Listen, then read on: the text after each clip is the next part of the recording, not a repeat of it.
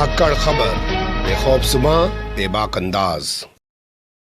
धाकड़ खबर के news room से मैं आपके साथ हूं अकरम रईस खान। मोदी सरकार ने बीएसएफ का कार्य क्षेत्र बढ़ा दिया। ये आप सब लोग जानते ही होंगे। पहले 15 किलोमीटर का कार्य क्षेत्र होता था, अब 50 किलोमीटर का कार्य क्षेत्र कर दिया गया है। ये फैसला सामने आने के बाद जो भारत के सीमावर्ती राज्य हैं, सब में ज्यादातर बेचैनी देखी जा रही है। लेकिन दो राज्यों ने, पंजाब ने पहले और बाद में बंगाल ने, अपनी विधानसभा से प्रस्ताव पास करके मोदी सरकार से अपने इस फैसले को वापस लेने की मांग की है। यही नहीं, अब तो ये मामला सुप्रीम कोर्ट की चौखट तक भी पहुंच चुका है। एक पिटीशन दाखिल करके सरकार के इस फैसले को चुनौती दी गई है। कैसे इस पूरे मामले को देखा और समझा जा सकता है, यही आपके सामने रखने जा रहा हूं, क्योंकि एक ऐसी टिप्पणी सामने आ गई है टीएमसी के विधायक की, ममता बनर्जी के विधायक की, कि बॉर्डर सिक्योरिटी फोर्सेज यानी कि बीएसएफ के जो जवान हैं वो चेकिंग के नाम पर महिलाओं को गलत तरीके से छूते हैं। उस पूरे प्रकरण को कैसे देखा समझा जा सकता है और उस पर बीएसएफ के अधिकारी का किस तरीके से रिएक्शन यानी कि प्रतिक्रिया सामने आई है, वो भी आपके सामने रखने की कोशिश करूंगा। सबसे पहले चलते हैं खबर के पहले हिस्से की तरफ। देखिए, खबर के पहले हिस्से में बात कर लेते हैं बीएसएफ के कार्य क्षेत्र को बढ़ाने को लेकर। तो ये खबर आपको याद होगा अक्टूबर के महीने में सामने आई थी।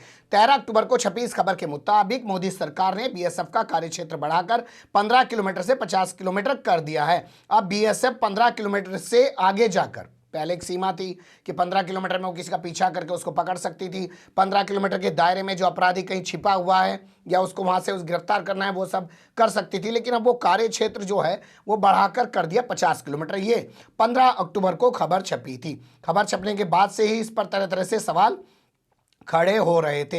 हाल फिलहाल में अभी पंजाब विधानसभा का सत्र, विशेष सत्र आहूत किया गया। उसमें 11 नवंबर को एक प्रस्ताव पास किया गया कि मोदी सरकार अपने उस फैसले को वापस ले जिसके तहत उसने बीएसएफ का कार्यक्षेत्र बढ़ाकर 15 से 50 किलोमीटर कर दिया गया है।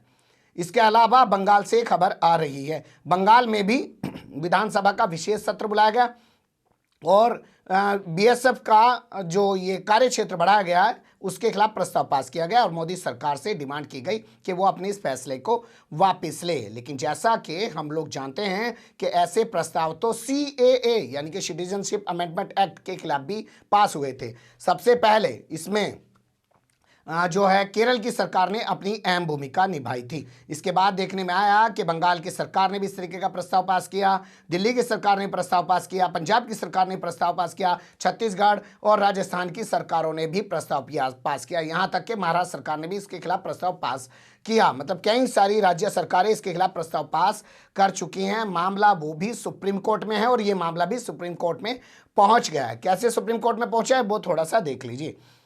टीएमसी की एक सांसद है महुआ मोइत्रा, वर्तमान समय में उनको गोवा का प्रभारी बनाया गया। आप जानते हैं गोवा के जो पूर्व सीएम कांग्रेस के हुआ करते थे वो टीएमसी में शामिल हो गए। टीएमसी अपने पैर पसारने की पूरी कोशिश कर रही है गोवा में। यह अलग बात है कि दिल्ली में बैठा हुआ भूपू मीडिया और उसके दलाल चाटुकार दंगाई पत्रकार अरविंद केजरीवाल के गोवा पर जाने में खबर तो बना रहे हैं, बता रहे हैं, लेकिन जब ममता बनर्जी की पार्टी गोवा में कुछ कर रही है तो उसकी खबरें आप तक नहीं पहुंचा पा रहे हैं। लेकिन ममता बनर्जी को लगता है कि वो बंगाल के बाद सबसे पहला राज्य अगर कोई फतह कर सकती हैं तो वो है गोवा। इसके बाद वो त्रिपुरा पर फोकस बनाए हुए हैं। हालांकि त्रिपुरा में उनके एंट्री के बाद जो रूप वहां देखने को मिला भगवा ब्रिगेड का, वो साफ लग रहा है कि लोगों को बांटने के लिए, भाई भगवा ब्रिगेड दंगा करेगी तो उसके पक्ष में हिंदू वोट चला जाएगा और जो ये पीड़ित होगा इसको कल को पुचकार के टीएमसी कहेगी कि आओ हम तुम्हारी रक्षा करेंगे, तुम्हें सुरक्षा देंगे, तो वो उसके पक्ष में चला जाएगा।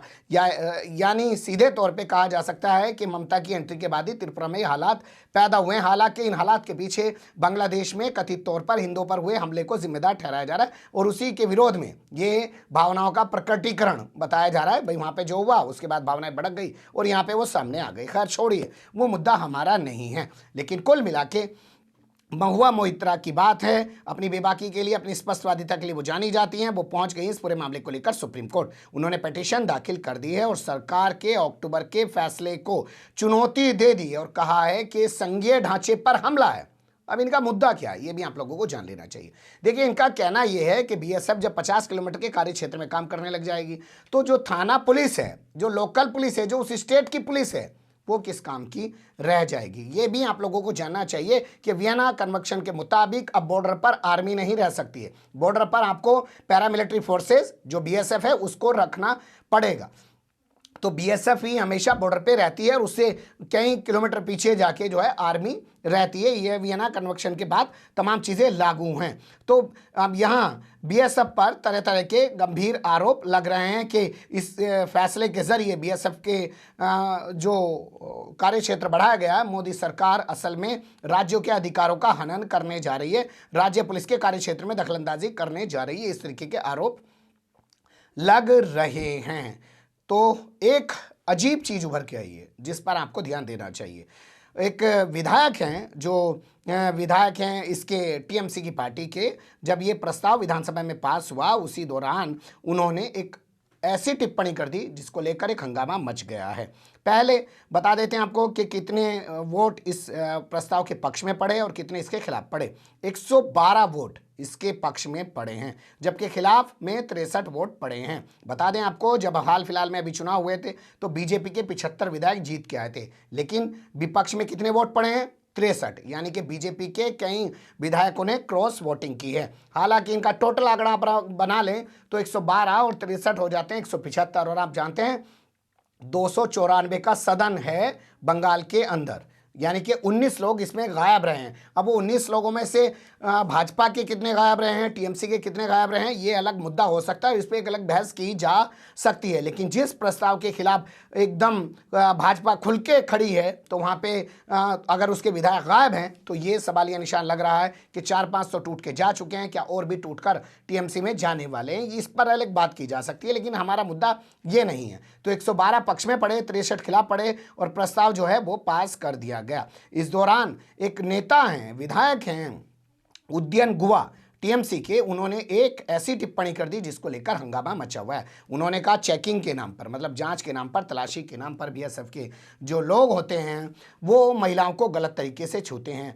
और जब वो महिला के साथ में जो बच्चा होता है वो ये सब देखता है अपनी माँ के साथ होता हुआ, तो बच्चा कभी भी बॉर्डर इलाके में रहने वाला या बॉर्डर पे आने जाने के दौरान बीएसएफ की इस बदसलूकी का शिकार अपनी माँ को देखने वाला बच्चा कभी भी देशभक्त नहीं बन सकता है। यानी कि उन्होंने कहा कि बीएसएफ जो है ऐसे बच्चों के जहन में देशभक्ति के खिलाफ एक माहौल बनाने की बात कर रही है। इस पूरे मामले को लेकर विधानसभा में हंगामा किया गया और ये बयान को जो चर्चा चल रही थी उससे निकालने की बात कही गई, लेकिन विमान बनर्जी जो विधानसभा स्पीकर है उन्होंने बयान को निकालने से इनकार कर दिया। इसके बाद एक लंबी चौड़ी प्रेस कॉन्फ्रेंस बीएसएफ के एडीजी वाई खुरानिया की ओर से की गई। उनके द्वारा कहा गया कि महिलाओं की जो तलाशी ली जाती है वो महिला कर्मचारी अधिकारियों के जरिए ली जाती है। कोई भी पुरुष अधिकारी कर्मचारी यानी कि बीएसएफ का जो भी अफसर है, जो कर्मचारी है, वो पुरुष अफसर जो है वो महिला की तलाशी नहीं लेता और इस तरीके के आरोप नहीं लगाने चाहिए और इससे कोई टकराव की स्थिति पैदा नहीं होती है। लेकिन अब ये मामला सुप्रीम कोर्ट के दरवाजे पर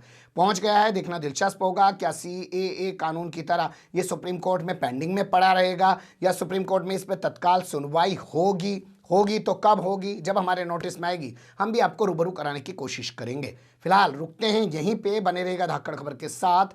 कमेंट्स के रूप में आप लोग अपनी राय दे सकते हैं, खबर को लाइक कर सकते हैं, चैनल को सब्सक्राइब कर सकते हैं और ज़्यादा से ज़्यादा हमारी खबरों को शेयर कर सकते हैं। फिर ऐसे ही किसी सुलगते हुए या उलझते मुद्दे लेकर मैं आपके सामने हूँगा हाजिर। फिलहाल अभी मुझे दें इजाज़त।